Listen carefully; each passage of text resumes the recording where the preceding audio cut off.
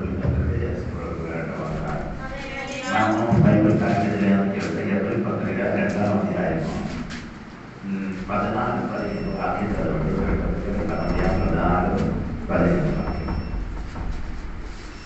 కాబట్టి ఆ పిల్లలు రక్త మాంసములు గలవారైనందున ఆ ప్రకారమే మరణము యొక్క బలము గల వాడిని అనగా అపవాదిని మరణము ద్వారా నశింపజేయుటకును జీవిత కాలమంతయు మరణ భయము చేత దాస్యమునకు లోబడిన వారిని విడిపించుటకును ఆయన కూడా రక్త మాంసములో పాలివాడాయను.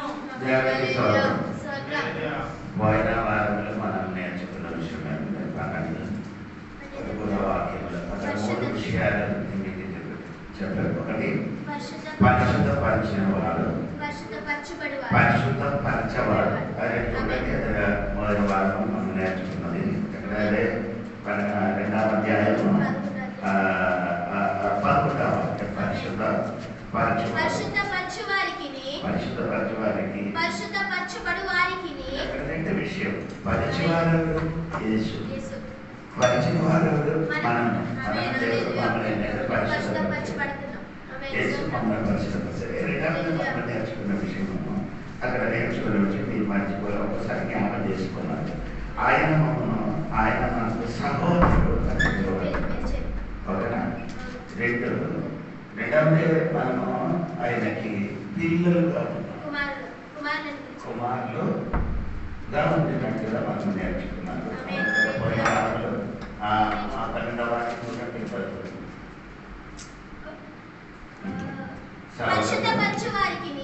పరిశుద్ధపరచబడు వారికి అందరికి ఒకటే మూలము.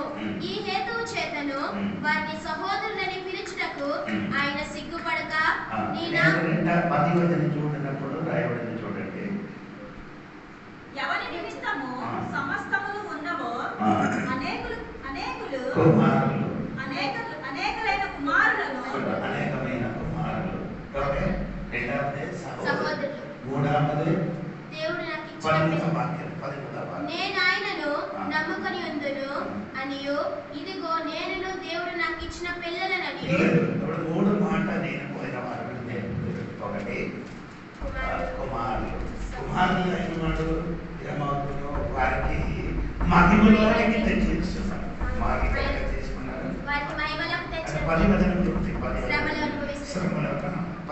ఎవరి నిమిత్తమును సమస్తములు ఉన్నావో, ఎవరి వలన సమస్తములు కలుగుచున్నావో ఆయన అనేకులైన కుమారులను మహిమకు తెచ్చుచుండగా వారి కుమారులకి ఏం చేస్తున్నారు? మహిమలోకి తెచ్చుకున్నారు.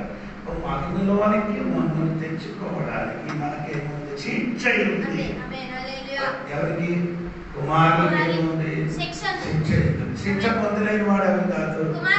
ఇప్పుడు పత్రిక 12వ అధ్యాయం ఉంటే అది ఎక్కడికి వెళ్ళలేదు. ఇప్పుడు శిక్ష పొందలేని వాడు ఎవరు? కుమారుడు కాదు. చాలా మందికి ఏమవుతుంది? శిక్ష ఇష్టం ఉంది. శిక్ష పొందలేకపోతే నీ ఏమవుతుంది? మహిమలోనికి దేవుని బిడ్డలు నీ శిక్ష అనుభవిస్తే నీ ఎక్కడ వెళ్తున్నారు? మహిమలోనికి.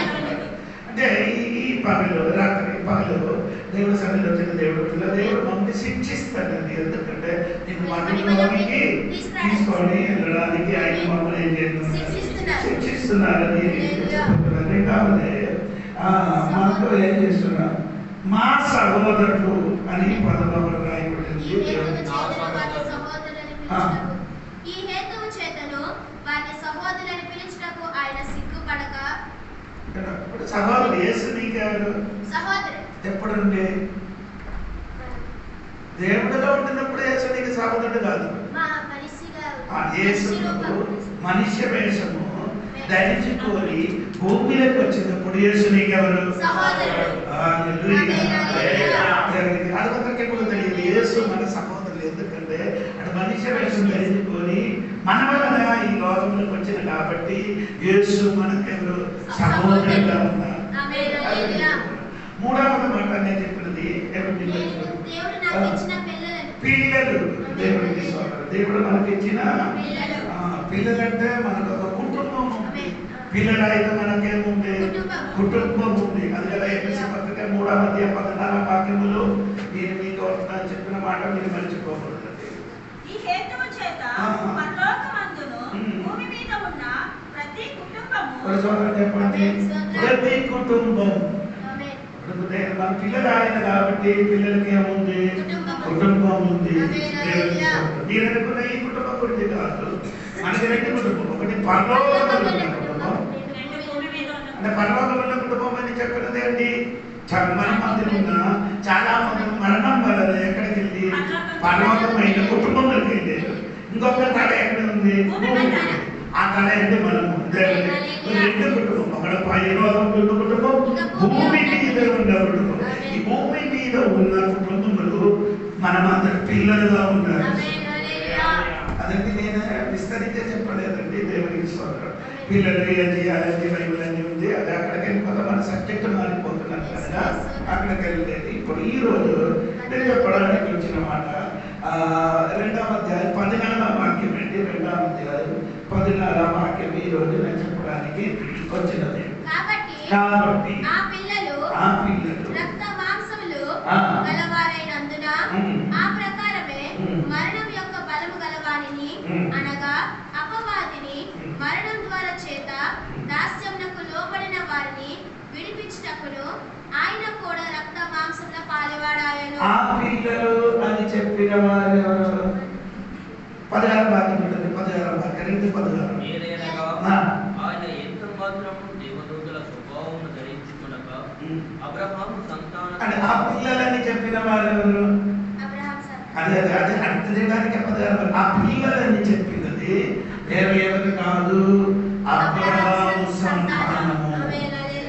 ఇప్పుడు ఇది అబ్రహాము సంతానానికి పిల్లలని చెప్పినారు. అది మాత్రం కాదు, మీకు తెలియాలి. దేవునికి స్తోత్రము. ఆదికాండము 12వ అధ్యాయం 3వ వాక్యం. ఆదికాండము 12వ అధ్యాయం 3వ వాక్యం.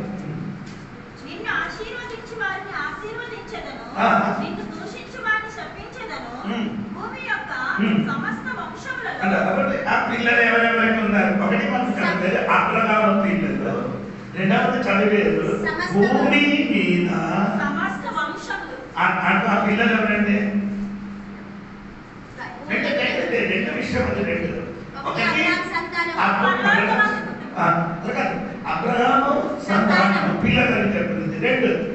రెండు భూమి మీద ఉన్న సమస్త వంశములు అని చెప్పిన అర్థం అబ్రహాము మాత్రం కాదు, అన్య జనులు కూడా ఆయనకి పిల్లలుగా ఉన్నారు. దేనికి? అబ్రహాము సంతానం మాత్రం కాదు, అబ్రహాముకి దేవుడు వాగ్దానం ఇచ్చేది ఏడి? భూమి మీద సమస్త వంశములకి నీకు ఇస్తామని చెప్పారు. ఆయన అర్థము అబ్రహాము సంతానం అంటే ఇశ్రాయేలు, లేకపోతే యూదులు. అన్ని అంటే ఆదికాండము 12:3 సమస్త వంశం అని చెప్పినది అన్యులకు కూడా చెప్పింది. అలాగే రెండు కూడా కలిపి చెప్తే ఎలా చెప్తుంది? అబ్రహాము పిల్లలు అన్యులు. ఇది మనసు నుంచుకొని ఇప్పుడు ఆ పద్ధతి 14వ వాక్యం చూడండి. కాబట్టి ఆ పిల్లలు రక్త మాంసములు గలవారైనందున అబ్రహాము సంతానం అన్యులు. అన్యులు కూడా రక్త మాంసము సంబంధం గలవారు. ఆ ప్రకారమే మరణం యొక్క బలము గలవారిని అనగా అపవాదిని మరణం ద్వారా నశింపజేయుటకును జీవిత కాలమంతయు మరణ భయము చేత దాస్యమునకు లోబడిన వారిని విడిపించుటకును. ఇక్కడ 14వ వాక్యం చూడండి. 14వ కాబట్టి ఆ పిల్లలు రక్త మాంసములు కలవారై అందున ఆ ప్రకారమే మరణము యొక్క బలము గల వారిని అనగా అపవాదిని మరణము ద్వారా నశింప చేయటకును జీవిత కాలమంతయు మరణ భయం చేత దాస్యమునకు లోబడిన వారిని విడిపించుటకును ఆయన కూడా రక్త మాంసములను. అది పైకి రావలసింది. అది తెలుగులో చిన్నప్పుడు కిందకి వచ్చింది. 14వ వాక్యం నుండి వాక్యం అది అర్థమైంది.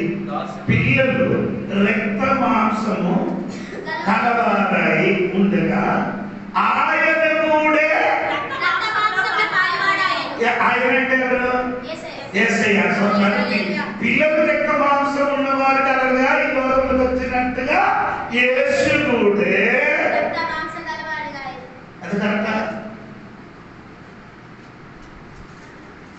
యోహాను సువార్త 4:24 చూడండి. యోహాను సువార్త 4:24. దేవుడు ఆత్మ కనుక దేవుడేంటి? ఆత్మ. దేవుడు ఆత్మ అండి. ఆమేన్. ఆత్మకి ఏం లేదు. రక్తమాంసం లేదు. అప్పుడు దేవుడు ఆత్మగా ఉన్న దేవుడు రక్త మాంసము లేదు వాడిగా ఉన్నవాడని. ఇక్కడ మనకు యేసు ఈ లోకం వెనక వచ్చింది ఆత్మగా ఉంటున్న దేవుడు మన దేవుడి పిల్లల కొరకు, పిల్లల కొరకంటే అబ్రహాము సంతానము అన్యుల కొరకు ఆయన కూడా రక్త మాంసము వాడివాడాయనే ఆయన స్తోత్రం. ఆ వాక్యం అర్థం ఎంత లోతైన హృదయం యోహాను సువార్త 1:16 చూడండి. యోహాను సువార్త 1:16 ఆ వాక్యము శరీరధారి అయి కృపా సత్య సంపూర్ణుడుగా మన మధ్యలో నివసి. ఒకటి ఆది అందు వాక్యం ఉండేది. వాక్యం దేవుడుగా వాక్యం ఏమైంది? దేవుడుగా. ఆ దేవుడు అంటే ఆత్మస్వరూపి అయిన దేవుడు. దేవుడికి స్తోత్రం కలిగింది. ఆత్మస్వరూపి అయిన దేవుడు ఏమైంది? దేవుడికి స్తోత్రం కలిగింది. శరీరధారిగా ఈ లోకంలో ఇంకా చూడండి, ఇంకా మళ్ళీ చూడండి. దేవుడు ఎవరి పత్రిక 1:5 దగ్గర 1:5 14 వాక్యం చూడండి.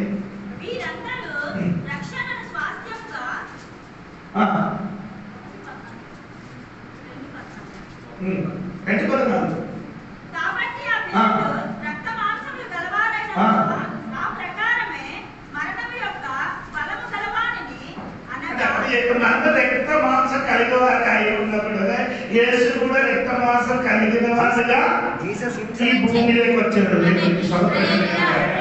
ఎందుకు వచ్చాడు ఆయన? 17వ వాక్యం ఎందుకు ఆయన వచ్చారు? ఈ రక్త మాంసం ధరించుకొని ఆయన వచ్చిన కారణం ఏమంటే పాపమునికి ఏముంది? పరిహారం కలగడానికి. దేవునికి స్తోత్రం కలిగింది. స్తోత్రం కలిగింది. ఎందుకు ఆయన శరీరం ధరించారు? ఆత్మీయ దేవుడు రక్త మాంసము శరీరం ఎందుకు ఆయన మీకంతా ఎందుకు మారింది? పాపమునికి పరిహరించడానికి ఆయన మన వలన మారింది. ఆయన అర్థమైంది. ఆయన అర్థం ఏమంటే మీరు చూడండి. దేవుడికి స్తోత్రం. మొదటి యోహాను సువార్త 1:29 వరకు చూడండి. మరునాడు యోహాను యేసు తన యొద్దకు రాగా చూచి, ఇదిగో లోక పాపమును మోసుకొని పోవచ్చున్నది. ఇదిగో లోక పాపము మోసుకోవడానికి ఏం కావాలి? మోసుకోవడానికి ఏం కావాలి? శరీరం కావాలి, రక్తం కావాలి. హలో, నేను చెప్తే నీకు అర్థమవుతుంది. నా ఓడికి వచ్చే మార్పులు అవుతుంది. ఎబ్రి పత్రిక 2 పుస్తకం భయంకర కఠిన. ఎబ్రి పత్రిక భయంకర కఠినమైన విషయం. అందుకని బాగా సరిగా నిలుకలుగుతాం. ఇప్పుడు యేసు ప్రభు రక్త మాంసం ధరించుకొని వచ్చిన దేనికంటే పాపము పరిగణించడానికి. పాపమును పరిగణించడానికి యేసుక్రీస్తు రక్త మాంసం ధరించుకొని వచ్చారు. ఎందుకని వచ్చారు? మన పాపం మోయడానికి. పాపం మోసుకోవడానికి మనకు ఆయనకి ఏం కావాలి? ఆత్మస్వరూపి అయితే అది మోయడానికి ఆగదు. ఆయన పాపం మోయాలంటే ఏమి శరీరం కావాలి. సోదరం అవును కదా. ఇది ఏసియా గ్రంథం చూడండి. ఏసియా గ్రంథం 53 వాక్యం చూడండి. ఏసియా గ్రంథం 53 వాక్యం. మనమందరం గొర్రెల వలె త్రోవ తప్పితిమి. మనలో ప్రతి వాడును తనకిష్టమైన త్రోవను తొలగును. యెహోవా మన అందరి దోషమును అతని మీద మోపెను. అలా చూడండి. యెహోవా మనందరూ దోషము ఆయన మీద మోపెను. ఎందుకంటే ఆయన శరీరం లేకపోతే మోయడంటే శరీరం ఉంది కాబట్టి ఏమవుతుంది? ఆత్మగా ఉండిన దేవుడు అయితే పోయిన ఆత్మకి ఏం లేదు, శరీరం లేదు, రక్తం లేదు, ఎవరు లేదు. అది ఆ తర్వాత వచ్చినప్పుడు చెప్తాను.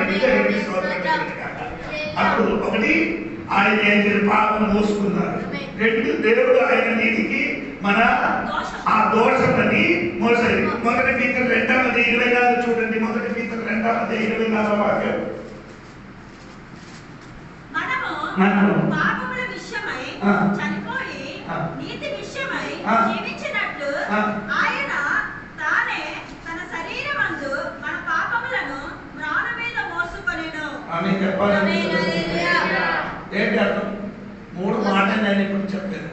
ఒకటి ఆయన పాపం మోసుకున్నారు, దేవుడు మన అపరాధం అయిన మీదికే మోపారు.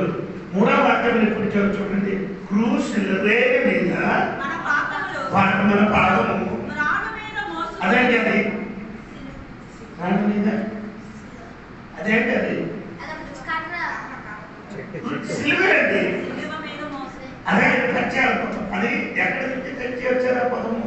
అది దుర్యోధేశ్వరాన్ని తెచ్చి వచ్చిన పదం. అది దేవుడికి అక్కడే కదండి దేవుడికి. అందువల్ల సిలువ వచ్చి నేర్చుకున్నప్పుడు నేను అది గట్టిగా చెప్తున్నాను. అది ఎలాంటి పద్ధతిలో ఉంది. మ్రాణ మీద ఎలా ఎలా చెప్తారు? 3వ అధ్యాయం 13వ వాక్యం చూడండి. ఆ పదం ఉందా చూడండి. మ్రాణ మీద మ్రాణ మీద వేలాడిన ఏంటి మీద? మ్రాణ మీద ప్రాణ మీద. ప్రాణ అంటే రాను చెట్టు చెట్టు మీద. అదే అర్థం. యేసు ప్రభువునికి సిలువ వేసిన చెట్టు మీద అండి. ఓకే, అదే అర్థం అనుకోండి. ఎందుకు చెట్టు మీద వేశారు? ఆడను ఏ పంట తినేది, ఆ పంట తిన్నాను కాబట్టి అదే రీతికి ఒక చెట్టు ఏమైంది. అదే నేను అర్థం. అదే ఈ వాక్యానికి లింక్ ఉంది. అది కలిసినప్పుడు టేస్ట్ వస్తుంది, లేకపోతే టేస్ట్ రాదు. అప్పుడు యేసు ప్రభు రాని మీద ఏమైంది? అక్కడ లేదండి. యేసు ప్రభు సిలువ. సిలువ అంటే ఆ చెట్టు పేరు పైన చెట్టు. అది యేసు ప్రభు సిలువ వేసిన చెట్టు పేరు పైన చెట్టు. మనకి ఇక్కడ లేదు. అది ఎక్కువ చలి ఉండే చూడడం ఎక్కువ ఉంది. ఓకే, నేను అది సందర్భోచితంగా చెప్పాను. దేవునికి సందర్భం రేడి మీద ఆయన ఏం చేశారు? ఎలా అంటే ఆయనకి శరీరం లేకపోతే ఎలా అవుతుంది? శరీరం ఉంటేనే వేలాడుతున్నప్పుడు యేసు ప్రభు ఎందుకు రక్త మాంసం ధరించుకొని వచ్చిందంటే పాపం మోయడానికి. ఓకే, 2 దోషం మోయడానికి, 3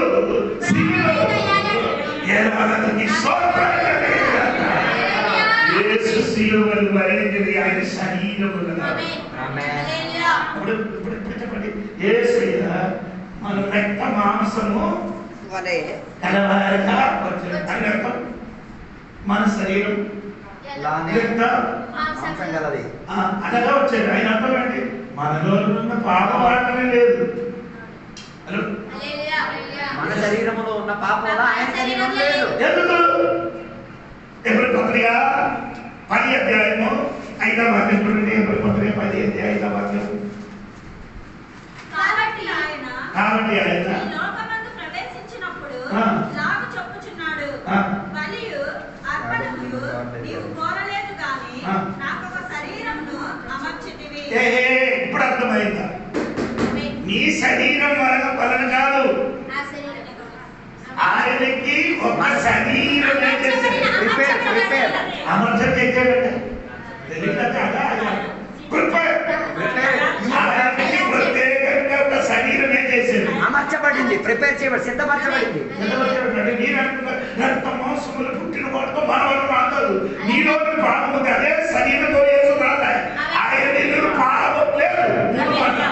యేసు ఇదేమి పాపం చేయలేదు, పాపం ఎరగలే. 3 మాటలు. ఒకటి అనగదు, పాపం ఎరగలే.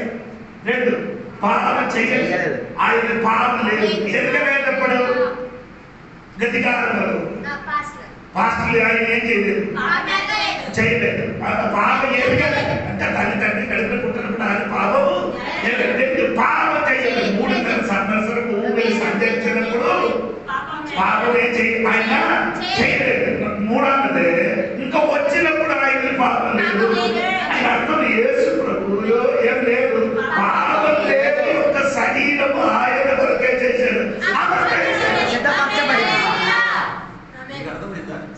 ఇంకొకరికి చెప్పుతున్నారు అంటే టీవీలో ఒక అతను చెప్పారు ఆయన పేరు ఏందని చెప్పి చెప్పడం మంచిది కాదు కనుక ఒకరికి ఏం చేయకూడదు ఇన్స్పెక్ట్ చేయకూడదు అందుకని పేరు ఏంటని చెప్పడం ఆయన వాక్యం గురించి చేసినప్పుడు శరీరములు చేసుకోవచ్చు అవునా అలాగే నీకు నాకు విడుదల జరగదు పాపములకు పరిహారము ఎందుకు ఆయనలో పాపం ఉండేది ఆత్మల పాపం ఎక్కడ పాపం ఉంది రక్తములు ఏముంది జీవం ఉంది అదిలో పాపం ఉంది ఆదాములు వచ్చిన వాళ్ళందరూ ఏముంది వాళ్ళందరూ పాపం ఉంది యేసు ప్రభు ఆదాములు కాదు శరీరం అమర్చేసి వచ్చేది ఇది నీ ఎదిగి దేవుని స్వప్నం చేయాలి పాపం ఎదురైన దేవుడు వేరొక శరీరం మరొకరు అమర్చ చేసి వచ్చాడు అందుకని నా దేవునికి వేలాది వందనాలు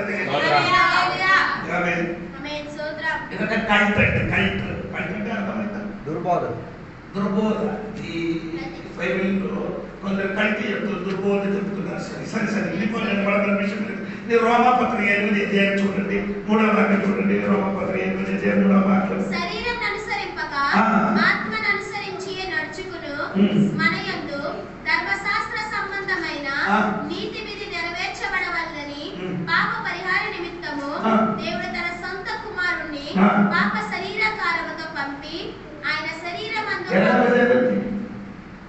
He sent his own son to the earth with the same human body. ఆయన శరీరమందు పాపములకు శిక్ష విధించెను. ఎందుకు శరీరం ధరించుకొని వచ్చిందంటే ఆ పాప శరీరములకి శిక్ష విధించడానికి. యేసు ఎందుకు శరీరం ధరించుకొని వచ్చారు? పాప శిక్ష పొందడానికి. పాప శిక్ష ఆయన ధరించుకోవడానికి ఆయన ఈ లోకంలోకి వచ్చారు. దేవునికి స్తోత్రం కలిగింది కాక. ఆ శరీరమైన ఆయన శిక్ష పొందాడు. మొదటి పీతరు 3వ అధ్యాయం 18 వాక్యం చూడండి. మొదటి పీతరు 3వ అధ్యాయం 18 వాక్యం. అతడు కీడు నుండి తొలగి మేలు చేయవలెను, సమాధానమును వెతికి దాన్ని వెంటాడవలెను. ప్రభువు Christ himself suffered for sin once for all. మొదటి పీతరు కీడు చేసి శ్రమ పడుట కంటే మేలు చేసి శ్రమ పడుటే బహు మంచిది. క్రీస్తు మన కొరకు నీతిమంతుల కొరకు నీతిమంతుడైన క్రీస్తు శరీర విషయంలో చంపబడి ఆత్మ విషయంలో బ్రతికింపబడి పాపముల విషయంలో ఒక్కసారి శ్రమపడేను. పాప విషయంలో ఆయన ఏం చేశాడు? Suffered once for sin. శ్రమ పడేటంటే యేసు ప్రభు తన శరీరములో మరణ శిక్ష అనుభవించారు. యేసు ప్రభు తన శరీరములో ఏం చేశారు? మరణ శిక్ష సఫరింగ్ మరణ శిక్ష ఏం చేశారు? అనుభవించారు. ఇది ఎప్పుడు కొత్తగా 9వ అధ్యాయం 26వ వాక్యం చూడండి. 9వ అధ్యాయం 26వ వాక్యం. అట్లైన ఎడల జగత్తు పునాది వేయబడినది మొదలుకొని ఆయన అనేక పర్యాయములు శ్రమ పడవలసి వచ్చును. అయితే ఆయన యుగముల సమాప్తి యందు తన్ను తానే బలిగా అర్పించుకొనుట వలన పాప నివారణ చేయుటకై ఒక్కసారే ప్రత్యక్షపరచబడెను. అంటే ఎందుకంటే ఏం చేశారు యేసు ప్రభు? But Christ appeared once. నీకు అర్థమైందా? వాక్యం చదివేటప్పుడు ఇలా లేదు, నీకు అర్థం అవ్వలేదు. ఆయన చేసిన ఒక నేమ్ చూస్తారు అంటే ఆయన సొంత శరీరములు ఏం చేశారు?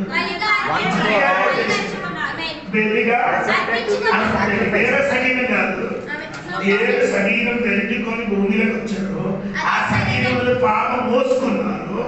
ఆ శరీరం ఏమైంది? మన వరకే చేశారు, మరణ శిక్ష అనుభవించారు. ఆ శరీరం మనకే బలిగా అర్పించారు. దేవుడికి స్తోత్రం కలిగింది కాదు. హల్లెలూయా. అందుకే మీకు పౌరుల మాట ఏముంది? దేవుడు ఆత్మ అయితే ఒక్కవేళ అది జరగదు. దేవుడు ఆత్మ అయితే ఎందుకు జరగదు? లూకాసు వార్త 24:39 ఏమని చూస్తుంది? లూకాసు వార్త 24:39. నేనే ఆయనను అనుకొనుట నా చేతులను నా పాదములను చూడుడి, నన్ను పట్టి చూడుడి, నాకున్నట్లుగా మీరు చూచుచున్న ఎముకలను మాంసమును భూతమును ఉండవని చెప్పి అంటే ఏం లేదు బోధ నాకు శరీరం లేదు, శరీరం లేదు, శరీరం లేదు, మాంసం లేదు, ఎముకలు లేదు. అవునా? సాతానికి మీరు ఊహించినట్టు కాదు. ఎందుకు? సాతానికి ఎంత లేదు. ఎందుకు? సాతాను ఆయన శరీరం లేదు, ఆయన ఏమి దేవుడు ఆత్మ ఉంటున్నాక సాతాను కూడా ఆత్మ, ఆయనకేం లేదు. కానీ నీ చూసే నీ దగ్గరకు వచ్చినప్పుడు ఏసై దగ్గరికి సాతాను ఎలాగ వచ్చాడు? ఏసై దగ్గరికి సాతాను ఎలాగొచ్చాడు?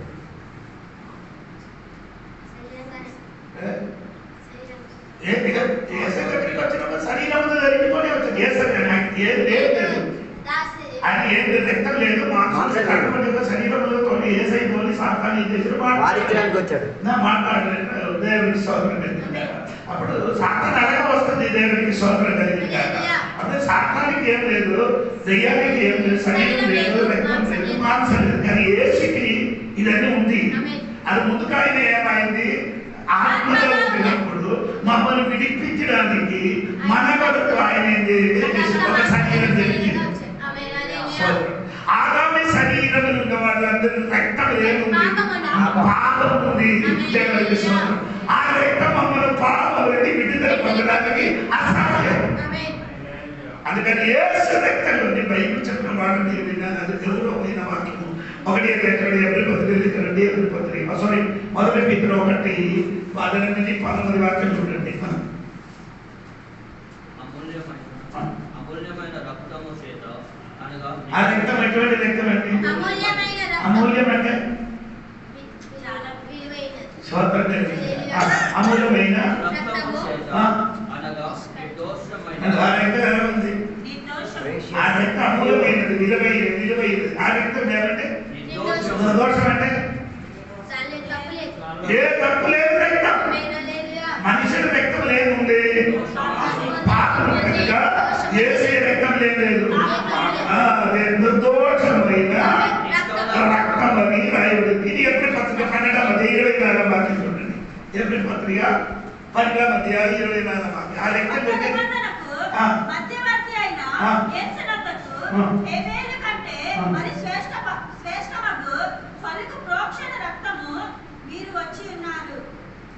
ఆ రక్తం వచ్చేసాను శ్రేష్టమైన రక్తం. శ్రేష్టముగా పలుకు ప్రోక్షణ రక్తమునకును మీరు వచ్చి ఉన్నారు. ఆ రక్తం శ్రేష్టమైన రక్తం. ఇది మూడు అర్థం రక్తం గురించి చెప్పండి. మొదటి యోహాను పత్రిక 7వ వాక్యం చూడండి. మొదటి యోహాను పత్రిక 1:7వ వాక్యం. అయితే ఆయన వెలుగులోనున్న ప్రకారము అప్పుడు ఆయన కుమారుడైన యేసు రక్తము అప్పుడు ఆ కుమారుడైన యేసు రక్తం ప్రతి ఇది మన వెనక్కి రావాలి. ఆ రక్తం గురించి ఒకసారి నేను రిపీట్. ఏంటి రక్తం? మళ్ళీ నేను ఆ రక్తం నిర్దోషమైన రక్తం. 2 అమూల్యమైన రక్తం. 3 దేవుని కుమారుడు రక్తం. స్తోత్రం కలిగింది కదా. గట్టిగా స్తోత్రం చేసుకోండి. ఆమేన్. ఆ రక్తములు లేకపోతే యేసు మనకు ఆ రక్తం శరీరం నుంచి ఆ రక్తం మనకి ఇచ్చారు. రక్తం మనకు ఇచ్చారు. లేవియకాండము 12:11 వాక్యం చూడండి. లేవియకాండం 12:11 చూడండి. రక్తము దేహమునకు ప్రాణం. మీ నిమిత్తము ప్రాయచిత్తము చేయనట్లు బలిపీఠము మీద వేయటకై దానిని మీకు ఇచ్చి తిని రక్తము దానిలోనున్న ప్రాణమును బట్టి రక్తంలో ఏముంది? ప్రాణం అంటే రక్తం లేదండి, జీవం ఉంది. ఆ జీవం ఉన్న రక్తం మనకు రిపేర్ చేసేది ఇచ్చేది. ఒక మనిషిని సార్ దాదాపు 6 లీటర్ల రక్తం ఉంది. ఒక మనిషి ఎన్ని రక్తం ఉంది? 6 లీటర్ రక్తం ఉంది. ఆ రక్తం మొత్తం ఒక్క చుక్క కూడా ఉండకుండా దేవుడు మన కొరకు దేవుడికి స్తోత్రం. ఆ దేవుడి కృపను బట్టి దేవుడికి స్తోత్రం చెప్పండి. చెప్పండి గట్టిగా దేవుడికి స్తోత్రం కలిగారు. ఆ రక్తం ఇవ్వడానికి ఆత్మస్వరూపి అయిన దేవుడు శరీర రక్తము శరీరము రక్తము ధరించుకొని ఈ లోకంలోకి వచ్చారు. ఎందుకు వచ్చారు? పాప పరిహారించడానికి, పాప శిక్ష భరించడానికి. ఎందుకు వచ్చారు? ఆ చెక్క నీ కోసం నా కోసం ఏం చేయాలి? దారపడాలి. కొలొస్సే పత్రిక 1:5 వాక్యం చూడండి. కొలొస్సే పత్రిక 1:5 వాక్యం. శిలువ రక్తము చేత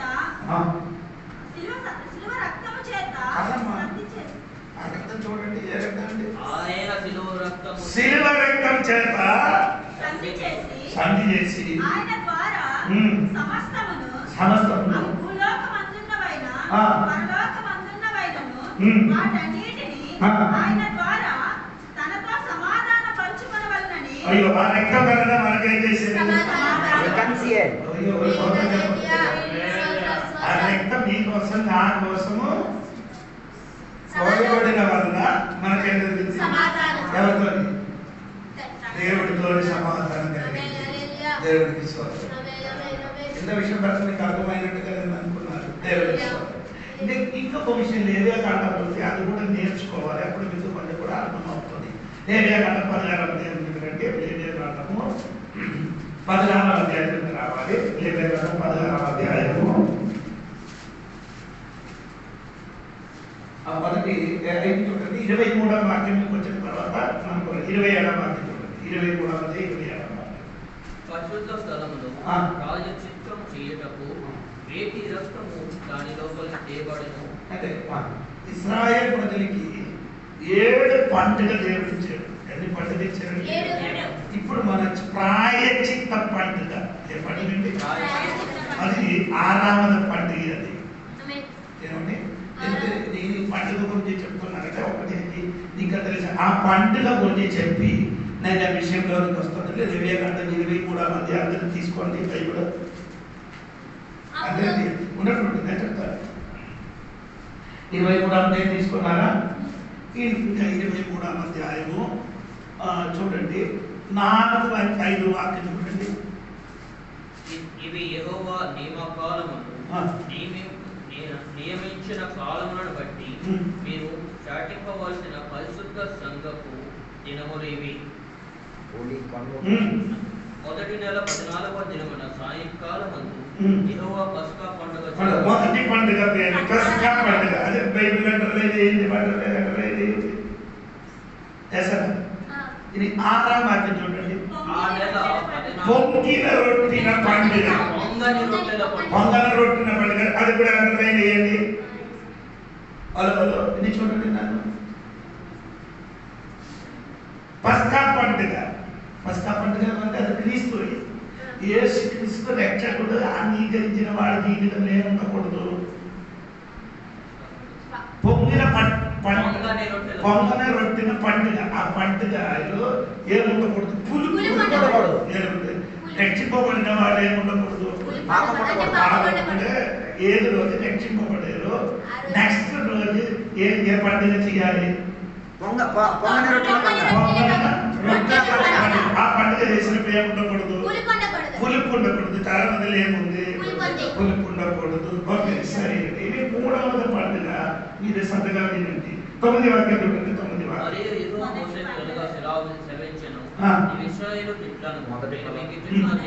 మీరు వచ్చి దాని పంటను పోయినప్పుడు మీ మొదటి పంటలో ఒక పన్నాను యాజకుని ఏ పండుగ ఏంటి? మొదటి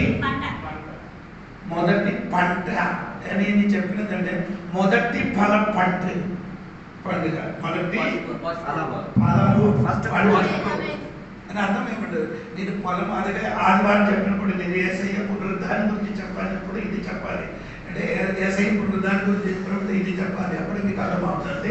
నీకు సరిగ్గా ఇశ్రాయేలు మన పంట ఆయన సమయంలో పొలంలో పంట పోయినప్పుడు మొదటి ఒక పంట పోయాలి. ఆ పంట ఎక్కడ తీసుకొని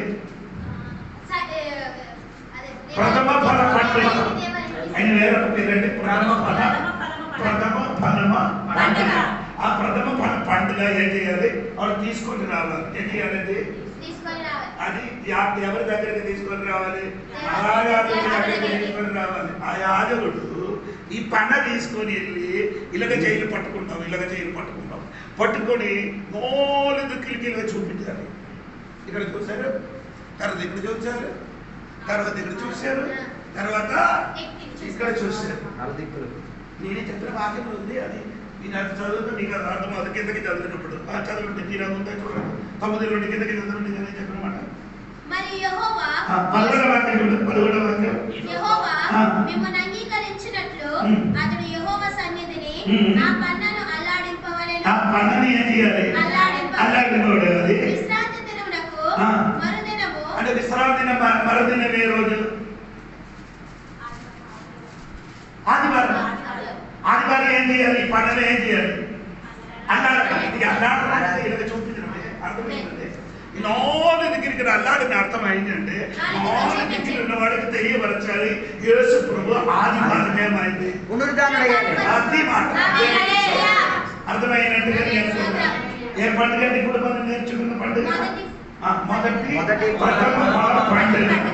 ఓకే, 4 అది 15 వాక్యం చూడండి. 15 మీరు విశ్రాంతి దినమునకు మరునాడు మొదలుకొని అనగా అల్లాడించు పన్నను మీరు తెచ్చిన దినం మొదలుకొని 7 వారములు లెక్క. 7 వారం అయింది చెప్పండి. 7 వారం ఎంత ఉందో చెప్పండి నాకు. 7 వారం ఒక వారంలో ఎంత రోజు ఉందండి? 7 వారం రెండవే 7 వారంలో ఎన్ని రోజు ఎంత దినమైంది? 49. అది అది మనసు ఉంటుంది నా చదువు. 7వ విశ్రాంతి దినము మరుదినము వరకు మీరు ఏ 10 దినములు 16వ వాక్యం 7 వారములు లెక్కింపవలెను. లెక్కకు తక్కువ కాకుండా 7 వారములు ఉండవలెను. 7వ విశ్రాంతి దినపు మరుదినం వరకు మీరు 50 దినములు లెక్కించి అప్పుడు ఎన్ని రోజులండి? 50 దినం. అవి 50 దినం ఏంది? పెంటెకోస్తు పండుగ. అర్థమైందా? పెంటెకోస్తు పండుగ. ఈ పండుగ ఏ పండుగ అండి?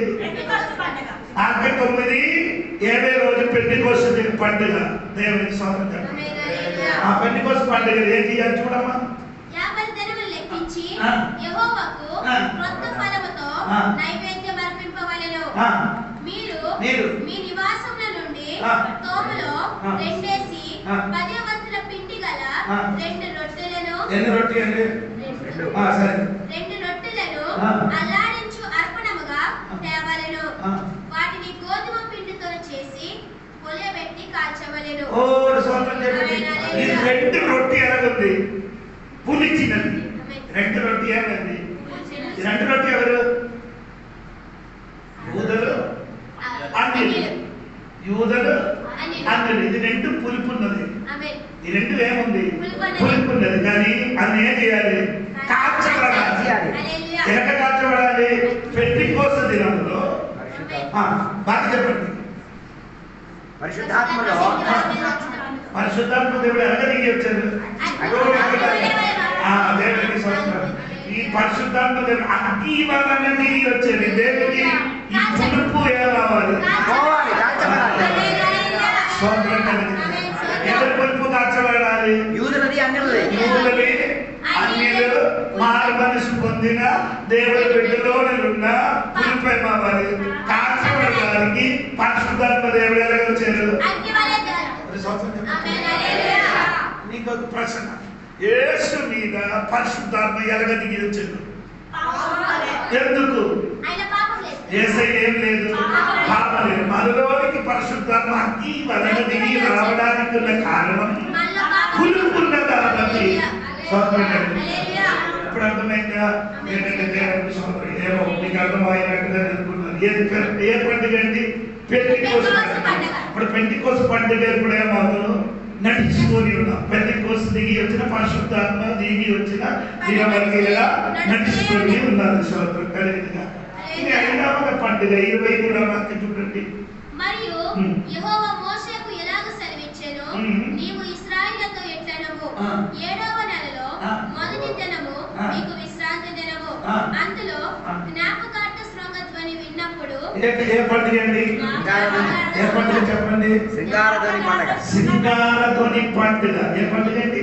శృంగార ధ్వని పండుగ. సోదరులు చెప్పండి, సోదరులు చెప్పాలి. ఇంకా ఎందుకు సోదరులు చెప్పాలని చెప్పాను నేను?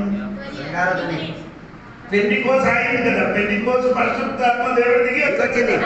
పెంటెకోస్తు ఇప్పుడు ఉన్నారు కదా, ఇంకేంటి మన కోసం ఇంకేముంది? శృంగారధ్వని అంటే బూరాధ్వని. స్వరం వినడానికి సమయం పరిశుద్ధాత్మ దేవుడు ఎప్పుడు భూమికి దిగి వచ్చారో ఆ దినం నుండి ఇప్పుడు ఎప్పుడు ఆ ధ్వని వినిపిస్తారని తెలియదు. నీకు అర్థమైందా? ఇది చిన్న చిన్నగా నేను చెప్పాను. మెయిన్ ఒక్కొక్క సబ్జెక్ట్ గా ఒక్కొక్క పండుగ గురించి చెప్పాలి. అప్పుడు మీకు అర్థమవుతుందా? అప్పుడు ఇంకా ఇప్పుడు మన వరకు ఏమవుతుంది? శృంగారంలోని పండుగ. ఆ పండుగ ఎవరైనా దేవుడు బిడ్డలుగా పిలవడానికి దేవుడు స్వరం వినిపించారు.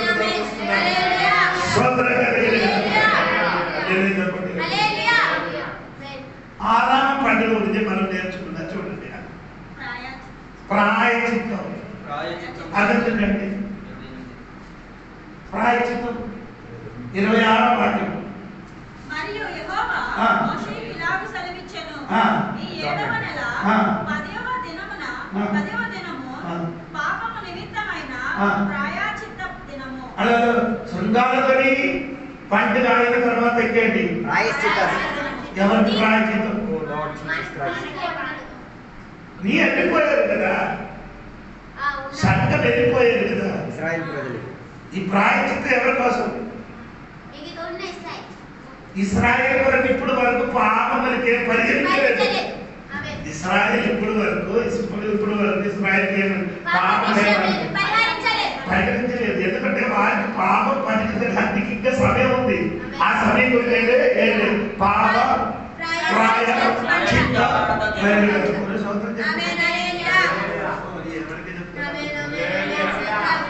ఇది ఎప్పుడు ఆడే పాపములకు పరిహారం చేస్తున్నారు. దేవుడు బిడ్డలకి పైకి వెళ్ళిపోయారు. సంఘం ఎత్తబడిన తర్వాత భూమిలో మనం 7 సంవత్సరాలు ఎక్కడ ఉన్నాం? పరలోకంలో ఉన్నాం. మనము 7 సంవత్సరాలు ఎక్కడ ఉన్నాం? భూమి మీద 7 సంవత్సరము మహాశ్రమ తెలుస్తున్నారు. ఈ మహాశ్రమ అంటే 3.5 మొదటి 3.5కి మామూలుగా యాడ్ చేస్తుంది. అంత్యక్రీస్తు పరిపాలన చేసి 3.5 సంవత్సరం తర్వాత భయంకరంగమైన తెగులు వస్తుంది. దాదాపు 70 విధములున్న తెగులు వారి మీదకి పడుతుంది. 70 విధములున్న తెగులు పడినప్పుడు ఈ 7.5 సంవత్సరం ముగించినప్పుడు ఎప్పుడు యేసు ప్రభు తన సంఘ బిడ్డలతో తోడుగా ఒలువు కొండ పైకి దిగి వచ్చినప్పుడు వారందరి పాపములకు పరిహారం చేస్తారు. చెప్పలేదు అప్పుడు వరకు వారికి పాపములకు ఏమైంది? మీకు పాపములకు ప్రాయచిత్తం కలిగింది. మీరేమి చెప్పలేదు. 7వ పండుగ చూడండి. 7వ పండుగ 33వ వాక్యం. 33వ వాక్యం.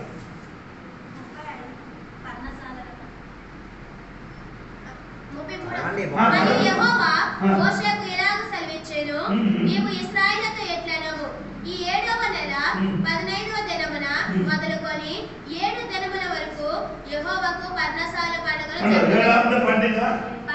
పర్ణశాల అంటే కూడా పర్ణశాల అని చెప్పడానికి అది ఎలా తయారు చేస్తున్నారంటే చెట్టు ఒలుగు కొమ్ము చెట్టులతోని కట్టిన ఒక గూడ. దానికి చెప్పినది అంటే పర్ణశాల పండుగ. చదువు చెప్పండి. అర్థమైంది. అంటే అర్థమైందండి. అయినంత ప్రకటన గ్రంథంలో ఉంది. ప్రకటన గ్రంథంలోకి రండి.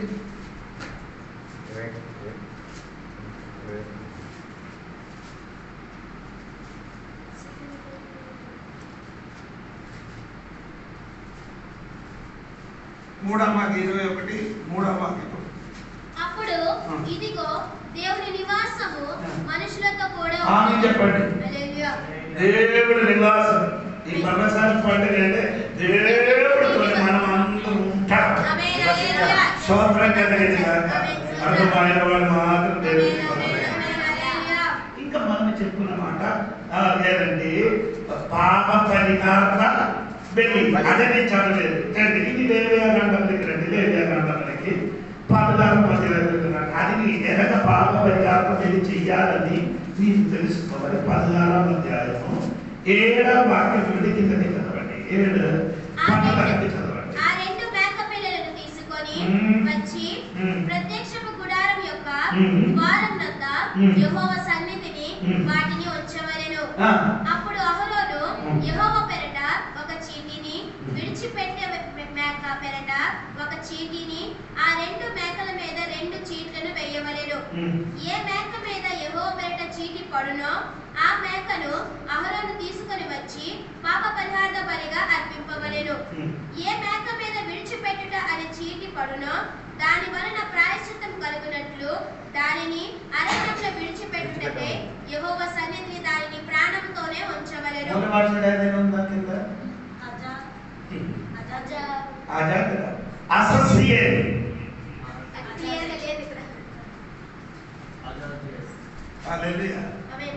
రెండు మేక తీసుకొని రావాలి. ఏడు రోజు ప్రాయశ్చిత్త పరిహార దినములు 2 మేకలు తీసుకొని రావాలి. ఒక మేకకి చీట అయ్యాలి. యెహోవాకి పేరిట ఒక చీట వేసిన మేక, ఇంకా విడిచిపెట్టిన మేక. ఆ తర్వాత 10 వచనం వరకు చదవలేదు మీరు. ఏ మేక మీద యెహోవా పేరిట చీటి పడునో ఆ మేకను అహరోను తీసుకొని వచ్చి పాప పరిహార బలిగా అర్పింపవలెను. ఏ మేక మీద విడిచిపెట్టుట అనే చీటి పడునో దాని వలన ప్రాయశ్చిత్తము కలుగునట్లు దానిని అరణ్యంలో విడిచిపెట్టుటకై యెహోవా సన్నిధిని దానిని ప్రాణంతోనే ఉంచవలెను. 2 మేకలు తీసుకొని రావాలి. ఒకటి చీటి వేసిన మేక ఎవరికి? యెహోవా పేరిట ఒక చీటిని, యెహోవా పేరిట ఒక చీటి పడిన మేకకి ఏం చేయాలి? బలి అర్పించాలి. ఓకేనా? అలాగే కదా. రెండవ మేక ఏం చేయాలి? విడిచిపెట్టాలి. ఆ మేక మీదకి ఈ మనుషుడు పాపం అన్ని ఏం చేయాలి? మోయాలి. ఈ మేక తన మీద చెయ్యి యాదవుడు ఏం చేయాలి? అందరి పాపం ఏం చేయాలి? మోసి ఆయనకి ఎక్కడికి పంపించాలి? అడవి కాదు, అరణ్యములకు పంపించాలి. ఇది అరణ్యంలో వెళ్ళి ఎవరి చేతులు పడిపోతుంది? నక్కలి చేతులు అయిపోతారు. ఇది 2 మా ఏసైకి కరెక్ట్ గా జరిగింది. అవునా లేదా? మన కరెక్ట్ చెప్పినదంటే చూడండి, మీరు యోహాను సువార్త 1వ అధ్యాయము 29వ వచనం చూడండి. యోహాను సువార్త మరునాడు యోహాను యేసు తన యొద్దకు రాగా చూచి ఇదిగో లోక పాపమును మోసుకొని పోవు అంటే లోక పాపము మోసుకొని అడు ప్రియాగా ఆ మేక తన మీద పాపం వేసి మోసి పంపించినట్టుగా యేసు ఏం చేశాడు? పాపం మోసుకొని వెళ్ళిపోతాడు. 36వ వాక్యం చూడండి. 36 అతడు నడుచుచున్న యేసు వైపు చూచి ఇదిగో దేవుని ఆమె చెప్పాలి. ఆమేన్ హల్లెలూయా. ఇప్పుడు నీకు అర్థమైంది తల్లి. ఒకటి మోసపోయిన అది నేను ఏం చేస్తున్నానంటే ఎడాన్ని పంపిస్తుంది. ఇంకొకటి దేవుని గొర్రెపిల్ల, దేవుని గొర్రెపిల్ల మన పాపం కొరకు సిలువలు ఏం చేశారు? ఆయన మరణించారు. దేవునికి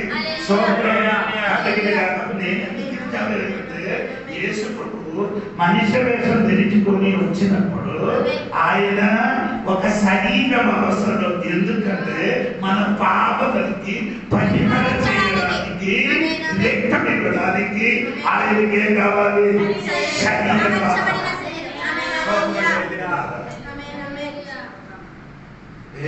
మనవంటి ఒక శరీరం, మనమంటే ఏంటంటే మన పాపం వల్ల ఒక శరీరం కాదు, అమర్చబడిన ఒక శరీరంతో ఆయన వచ్చేది. ఎందుకంటే తెలుసా? ఆయన అవతారం అని చెప్తున్నాను. అదే చెప్పడం నేను పలకడానికి ఇష్టం లేదు. అది సంస్కృత పదం అవతారం. ఎన్ని అవతారం సంస్కృత హిందూ ధర్మం ఎవరికి నాకు చెప్తున్నా దశవతారం 10 అవతారాలు 10 అవతారాలు ఆ కంప్లీట్లో ఉన్నారు కదా అది ఒక చెప్పండి. అవతారం కల్కి అవతారం నీకు ఏమో తెలుసు ఇదంతా మనకు చెప్పడానికి ఇష్టం లేదు అది మనకి నేను నా సామానం మంచిదని చెప్తే చాలా లేదు ఆమేన్. నాలోనే ఉన్న సరుకు మంచిది. మంచిది ఆడి సరుకు గురించి నేను ఎందుకు చెప్పడం ఆమేన్. అందుకని నీ నా సరుకు గురించి చెప్తే అది మంచిది చెప్తే మంచిది కాదని పోతుంది అందుకని ఆ పుస్తకాలు నా చేతిలో ఉంది ఇది ఏం పెట్టదు కాదండి ఆ పుస్తకాలు ఉంది అదే దేవుడికి స్తోత్రం కలిగాక మత్స్య కూర్మ వరాహం అదే తెలుసుకోవాలి ఇవన్నీ ఉందండి మనకు అవసరం లేదు అంటే యేసు ప్రభు అవతారం అంటే పైనుండి కిందకి రావడం అవతారం అంటే అర్థం పైనుండి కిందకి రావడం ఆమేన్. హల్లెలూయా. యేసు ఒక ఏడుగా మన నీ దగ్గరకు వస్తే నీ ఏమవుతుంది భయపడ. ఏడుగా వలన నీ ఇంటికి వచ్చినాకో భయపడి నీ ఒక్కడు కూడా ఉండదు. యేసు మన వలన నీ ఇంటికి వచ్చినందుకు రండి రండి వచ్చండి చేయి. మాట్లాడుతున్నాను హల్లెలూయా. అందుకే యేసు ప్రభు తెగ వచ్చింది ఆమేన్. సీనుతో మాట్లాడాలంటే క్షేమగానే రావాలి. సీను రావాలంటే నేను అందరి పిల్లలు నాతో మాట్లాడేంటున్నారు ఆడుతున్నారు ఒక్క పిల్లలు మాత్రం నేను నాతో ఏం చేయలేదు వాళ్ళు మోరకు నిలబడుతున్నారు ఎన్ని పిలిచిన కానీ ఈయన చేయలేదు నేనేం చేశారంటే వెంటనే మట్టిని పడేసి పడుతున్నప్పుడు ఈయన పడి ఆటలో వచ్చరా ఆడు పడిపోయింది ఆమేన్. యేసు స్తోత్రం. హల్లెలూయా. ఎప్పుడు ఆయన నా దగ్గరికి వచ్చారు అతనిలాగా చేసిన అదనంగా నా మట్టిని పడినప్పుడు ఆయన ఏం చేశారు దగ్గరికి వచ్చారు. అందువల్ల ఆయన నా దగ్గరకు రాదు యేసు దగ్గరికి నీరు రావడానికి కారణం ఆయన నీ వలన శరీర రక్త మాంసం ధరించుకొని లోకములకు వచ్చేది కాబట్టి మనం యేసు క్రీస్తుకి రక్షకుడిగా అంగీకరించాలి. ఎవరు కూడా యేసుని రక్షకుడిగా అంగీకరించారు. ఎందుకంటే యేసు చెప్పిన మాట ఒక మాట ఉంటే ఎబ్రీ పత్రిక 9:22 వాక్యం చూడండి. యేసు ఎబ్రీ పత్రిక 9:22 వాక్యం చూడండి. మరియు ధర్మశాస్త్ర ప్రకారము సమస్త వస్తువులను రక్తము చేత శుద్ధి చేయబడిననియు రక్తము చిందింపకుండా పాప క్షమాపణ కలుగుననియు రక్తము చిందింపకుండా పాప క్షమాపణ కలగదు. కోడి రక్తం కాదు, మేక రక్తం కాదు, పంది రక్తం కాదు. ఆ రక్తం వలన ఏమవుతుంది? క్షమాపణ కలగదు. పాప క్షమాపణ కలగదు. ఏ రక్తం? కోడి రక్తం కాదు, మేక మేక రక్తం మేక కాదు. రక్తం కాదు. ఎద్దు రక్తం ఇది బలి బాగా చేసిన ఈ బలి ఎవరి కోసం? లేదు. మొదటి కొరింథీ 10:20 అర్పించిన బలులు అది విగ్రహములకే. మొదటి కొరింథీ 10:23 చూడండి. అన్యులు బలి అర్పించిన బలులు అది దేవునికి కాదు విగ్రహములకే. అన్ని కాదా 23 20 చదవండి 20 లేదు కానీ ఆ. అన్యజనులు అర్పించు బలులు దేవునికి కాదు దెయ్యములకే అర్పించుచున్నారని చెప్పుచున్నాను. దేవునికి కాదు దెయ్యానికి అర్పిస్తారు.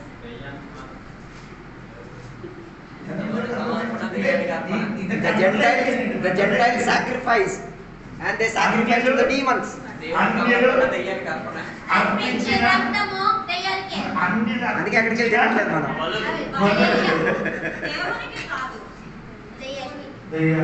హల్లెలూయా. అందుకే అక్కడికి వెళ్ళి తినట్లేదు. చెప్పడానికి కారణం ఇదే. ఆమేన్. స్తోత్రం. స్తోత్రం. కొందరికి అక్కడికి వెళ్ళి తింటే హల్లెలూయా. మీరు ఎంతమంది అర్థం తెలుసుకున్నారు. స్తోత్రం. ఆ బలి అర్పించదు దేవుడికి కాదు, దెయ్యములకే. దెయ్యానికి అర్పించడానికి. ఇది యెరెమయా గ్రంథం చూడండి 10:11 చూడండి. యెరెమయా గ్రంథం 10:11 మీరు వారితో ఇలాగ వారితో చెప్పవాలి. ఇలాగా చెప్పమని ఆకాశము భూమిని సృష్టింపని ఈ దేవతలు ఈ దేవతలు భూమి మీద ఉండకుండాను ఉమ్, ఆకాశ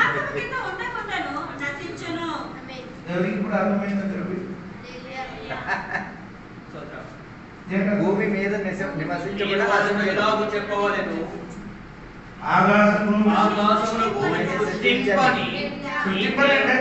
సృష్టింపని అంటే తయారు చెయ్యలేదు, సృష్టింపబడలేదు, చెయ్యలేదు. ఆ రాసిన దేవుడు సృష్టించలేదు. ఈ దేవతలు ఆ.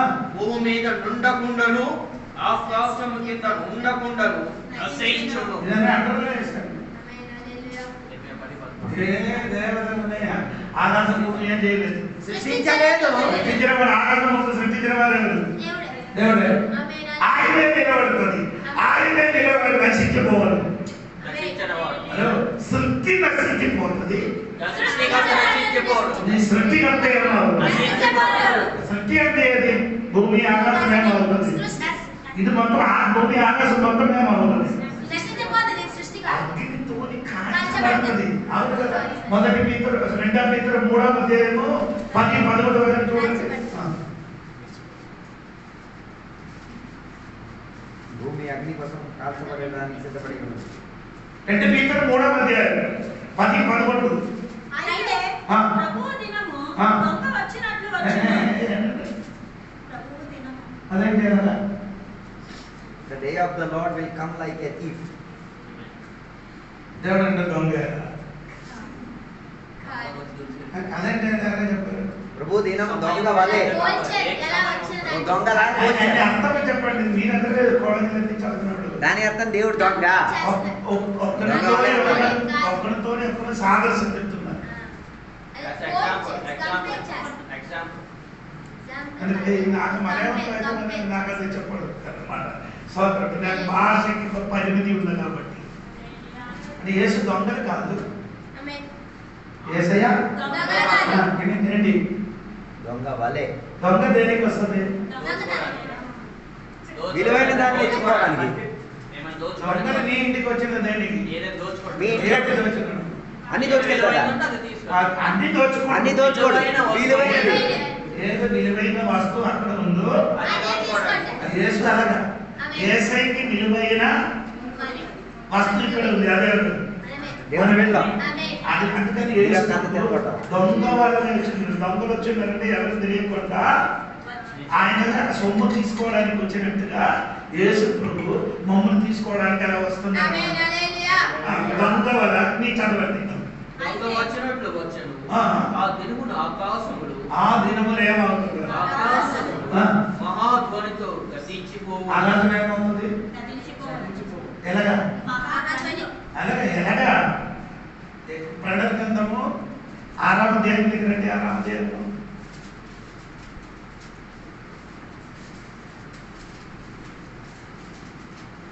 ఆ, 12వ వాక్యం చూడండి. ఆయన ఆయన 6వ ముద్రను విప్పినప్పుడు ఆ. నేను చూడగా ఆ. పెద్ద భూకంపము కలిగెను. ఆ, సూర్యుడు కప్పలి వలె నలుపోయెను. ఆ, చంద్రబింబమంతి రక్తవర్ణమాయెను. ఉమ్, పెద్ద గాలి చేత ఆ. ఊగులాడు అంజూరపు చెట్టు నుండి ఆ. ఆ కాలపు కాయలు రాలినట్లు ఆ. ఆకాశ నక్షత్రములు భూమి మీద రాలెను. అర్థం. నెక్స్ట్. మరియు ఆకాశ మండలము చుట్టబడిన గ్రంథం వలన తొలగిపోయెను. ఎప్పుడు అర్థమైంది? ఆకాశం ఏమైపోయింది? చెప్పండి. ఆకాశం ఏమవుతుంది? చుట్టబడిన ఒక గ్రంథం వలె. అంటే ఆకాశానికి ఎన్ని స్టెప్ ఉంది? మీరు మీ కోళ్ళ చదివిన వాళ్ళు కాలేజ్ చదివిన వాళ్ళు చెప్పండి. ఆకాశానికి అన్నిటికీ ఎన్ని మెట్టులు ఉన్నాయి? అవసరం లేదు. స్టాటోస్ఫియర్, మీసోస్ఫియర్.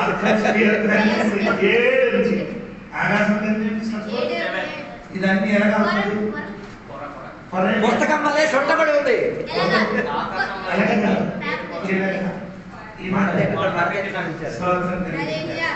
ఎందుకు అలా చుట్టబడుతుంది? ఎందుకు అలా చుట్టబడుతుంది? ఇప్పుడు సాతాను ఈ అంతరిక్షం ఏం చేస్తున్నారు? ప్రభుత్వం పరుస్తున్నాడు. అది తిరుగుతున్నారు. అందుకని దేవుడు ఆయన ఉన్న చోట మొత్తం ఏం చేస్తున్నారు? కదుపుతారు. అందుకని కడుపులో కాల్చి మార్చి కొత్త ఆకాశం వస్తుంది. చూడండి. ప్రకటన 21 మొదటి వచనం చూడండి. అంతటా నేను ఆ. కొత్త ఆకాశమును అదే చెప్పండి. ఇప్పుడు ఆకాశం కాదు. ఆమేన్. సాతాను సంచరించిన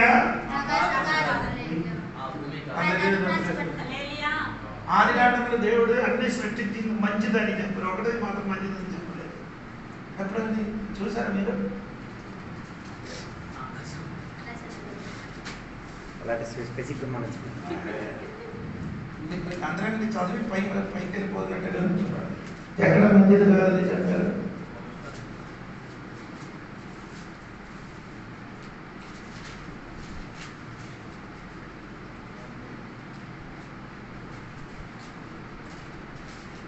ఆరు నుంచి 8 వరకు చదవండి. మరియు దేవుడు జలముల మధ్యన ఒక విశాలం కలిగి ఆ జలములని మా జలములను వేరుపరిచి కాకని పలికెను. దేవుడు ఆ విశాలం చేసి విశాలం కింద జలములను విశాలం మీద జలములను వేరుపరపగా ఆ ప్రకారం దేవుడు ఆ విశాలమునకు ఆకాశం అని పేరు పెట్టాడు. మస్తమాయము ఉదయం కలగగా 2వ దినమాయను. మంచిదని చెప్పలేదు. మంచిదని కాదు. ఆ సాతానుడు అక్కడ ప్రభుత్వం చేస్తున్నాడు కాబట్టి మంచిది చెప్పక్కర్లేదు. మీకు అర్థం అవ్వలేదండి. ఎలాగ కష్టం. భాస్కర్ 2:1-2 వాక్యం.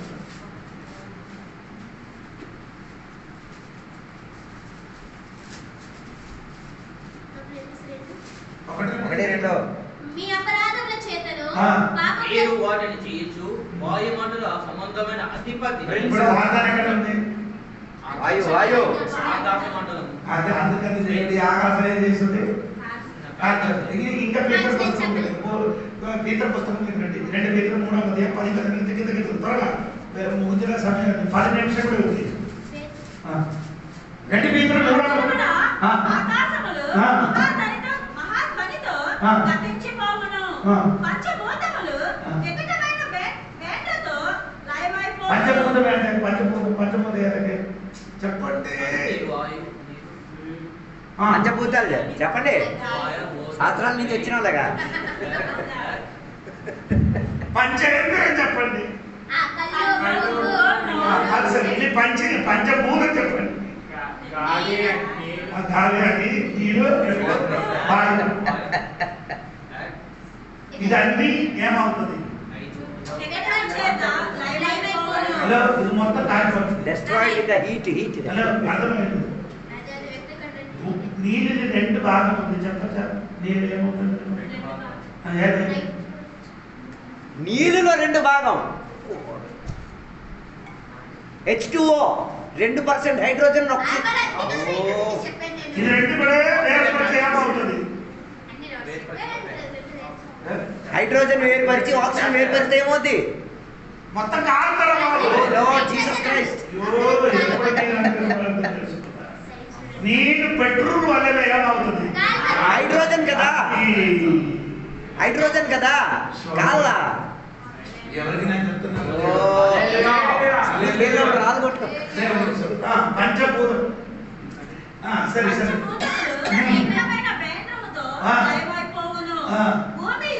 ఉంటుంది. పంచభూతం ఏమవుతుంది? అమ్మా ప్రణవ్ గారి 21 చదవండి. 1:8 అంతటా నేను కొత్త ఆకాశమును కొత్త భూమిని చూచితిని. మొదటి ఆకాశమును మొదటి భూమియు గతించిపోయెను. సముద్రమును ఇంకా లేదు. ఎన్ని సముద్రాలు ఉంది? మన ఇండియాలో ఎన్ని సముద్రాలు ఉన్నాయి?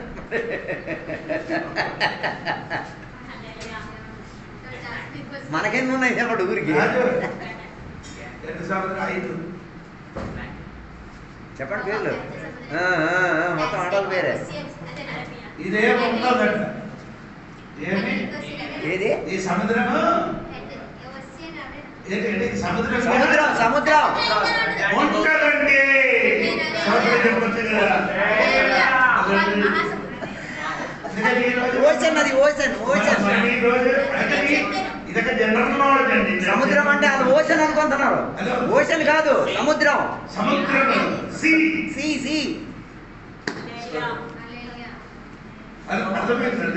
సీకి ఓషన్ కి తేడా ఉంది.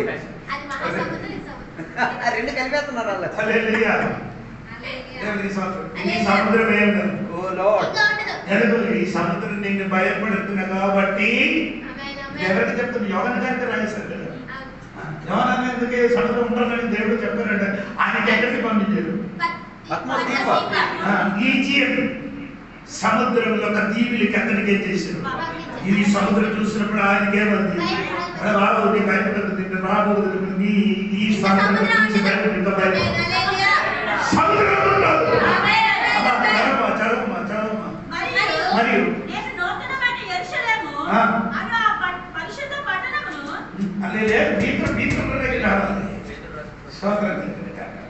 పంచభూతములు దినపు రాకడ కొరకు కనిపెట్టుచు దానిని ఆశతో అపేక్షించుచు మీరు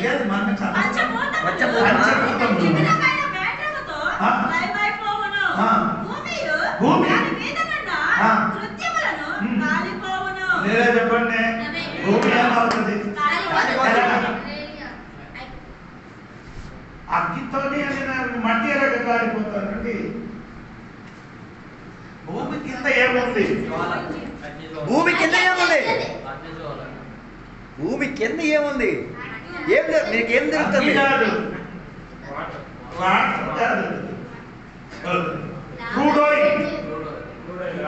భూమి కింద ఏముంది? అందుకే అగ్గి ముట్టించే ఆగదు. ఎవరు ఆపక్కర్లేదు. మరి నీకు అర్థమైతే లేదో తెలియదు. ఇస్రాయేలు ఇరాన్ అన్ని అదే చేశారు. అది మిసైల్ పంపించినప్పుడు అది మనకి లోనికి 5-6 కిలోమీటర్లు ఏం చేస్తున్నారు. తిరిగి లోపలికి వెళ్ళి పేరున్నప్పుడు అక్కడ ఉండి ఈ ఫ్రూడోయిల్ని అగ్గి కాల్చేది సోదరం. అది ఆరిపోవడానికి ఒక 2-3 సంవత్సరం పడుతుంది అగ్గి ఆపడానికి. అనుకుంటారు అగ్గి సామానం మొత్తం ఎక్కడ ఉంది? ఈ భూమి కాలిడానికి ఉన్న సామానం మొత్తం దేవుడి భూమి కింద, అగ్గి కూడా అక్కడే ఉంది. జాలముఖి అంటే తెలుసా? ఎవరికి చెప్తున్నారు? జాలముఖి ఏంటండి? నీకే ఏంటి జాలముఖి? జ్వాలాముఖి. నిన్న కళ్ళతో కొట్టాలి స్కూల్కి వెళ్తుంది. జాలముఖి అంటే పెద్ద పెద్ద పర్వతం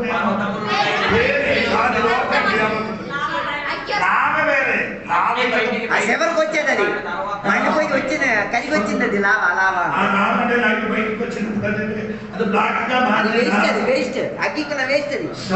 అది మొదటి వచ్చినాయంటే అగ్గిలో బయటకు వస్తుంది. అది నేను జాలముఖి అని చెప్తున్నాను. ఈ భూమి మొత్తం ఏమవుతుంది? ఎక్కడెక్కడ ఆదాయం పోతుంది, భూమి పోతుంది, సముద్రం పోతుంది, పంచభూతం మొత్తం.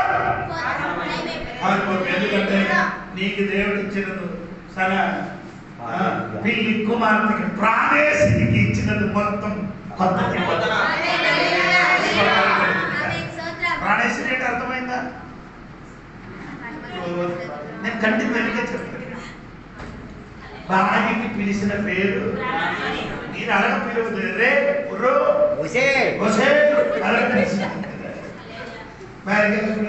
ప్రాణేశ్వరుడు కూడా దాని మగాడు అవ్వాలి. దేవుడు ప్రాణేశ్వరుడు రోజు బిర్యానీ వచ్చేది పండు మీదకి. నేను ఈ భార్యకి పేరు పెట్టి పిలిచినట్టుగా దేవుడు అలా పిలవదు.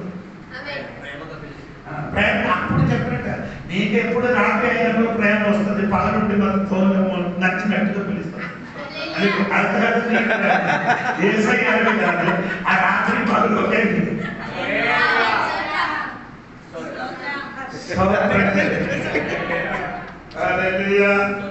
అర్థమైన వాళ్ళు మనం ఎక్కడికి వెళ్ళిపోయారో నీకు అర్థమైందా? రక్త మాంసం ద్వారా యేసయ్య ఎందుకు 14వ వాక్యం చదివి ముగిస్తున్నాను. వచ్చిన వాక్యం చెప్పారు. కాబట్టి ఆ పిల్లలు రక్త మాంసములు గలవారైనందున ఆ ప్రకారమే మరణము యొక్క బలము గలవాణిని అనగా అపవాదిని మరణము ద్వారా నశింపచేసి తెలుసా మరణానికి అధికారం అధిపతి అయిన సాతాను. అధిపతి అయిన సాతాను. మరణానికి అధిపతి అయిన సాతాను అధికారి. 2 ఏమండి మరణానికి ఏం చేశారు? Powerless. అయ్యో నేను 14 నాకు మాత్రం జరుగుతుంది. మరణానికి అధికారి అయిన అపవాది అయిన సాతాను. చదవండి 14 వాక్యం. కాబట్టి ఆ పిల్లలు రక్త మాంసం గలవారని ఉందట. ఆ ప్రకారమే మరణము యొక్క బలం గల వాణిని అనగా అపవాదిని మరణము ద్వారా నశింపచేసి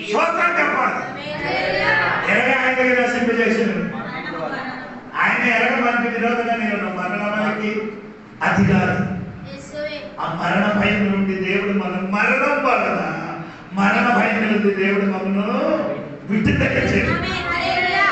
వచ్చిన వారు బాగా చెప్తాను దేవునికి స్తోత్రం. మరణం బైబిల్లో మరణం అని 7 విధముల అర్థంలో రాయబడింది. మరణమని మరణానికి 7 విధముల అర్థం. మరణానికి 7 విధముల అర్థం. దేవునికి స్తోత్రం. ఆ అర్థంలో ఒక అర్థము దేవుని మరణం. మరణం అనే పదానికి అర్థమైంది వేరపరచడం. ఎక్కడ నుండి వేరపరచడం? ఎక్కడి నుంచి వేరపరచడం? అమ్మాయిలు ఉండి, చెల్లెలు ఉండి, అక్కాయిలు ఉండి, ఈ భూమి నుండి నిన్ను వేరపరచడమే మరణం. మరణం ఇంకొక అర్థం. మరణం అనేది మనకున్న అర్థం అంటే భూమిని విడిచిపెట్టి ఇంకొక ఇంటికి వెళ్ళడం. మరణం అంటే ఈ భూమిని విడిచిపెట్టి కొత్త ఇంటికి ప్రవేశించిన అదే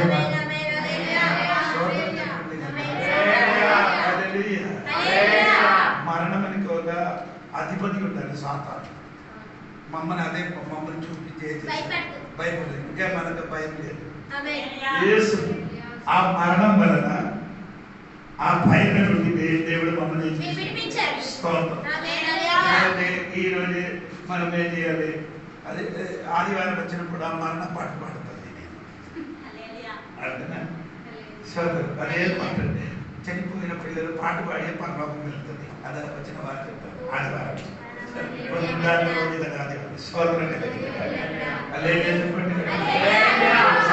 మాట కుదిస్తారు. కరెక్ట్ 7 గంటలు అయిపోయింది.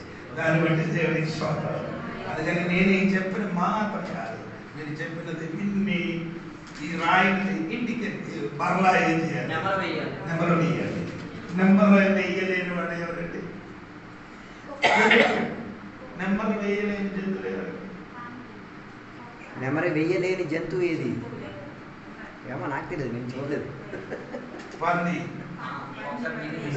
కుందేలు, ఇప్పుడు తినేసిన తర్వాత మళ్ళీ మార్చి మళ్ళీ తింటుంది. మేక,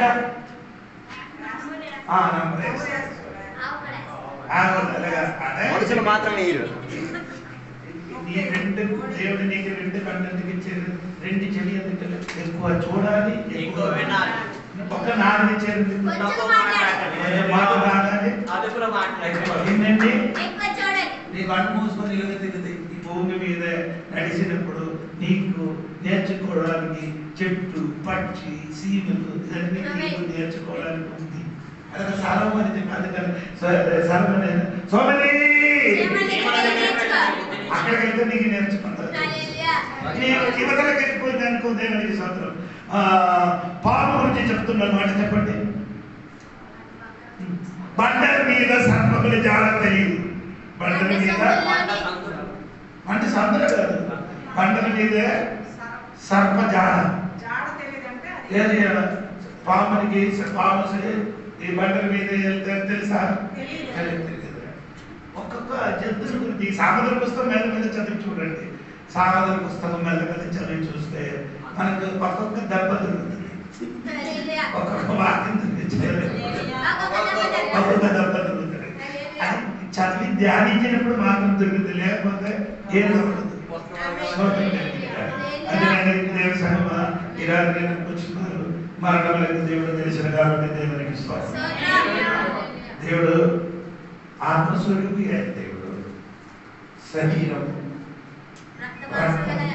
శరీరం ధరించి లోపలికి వచ్చింది.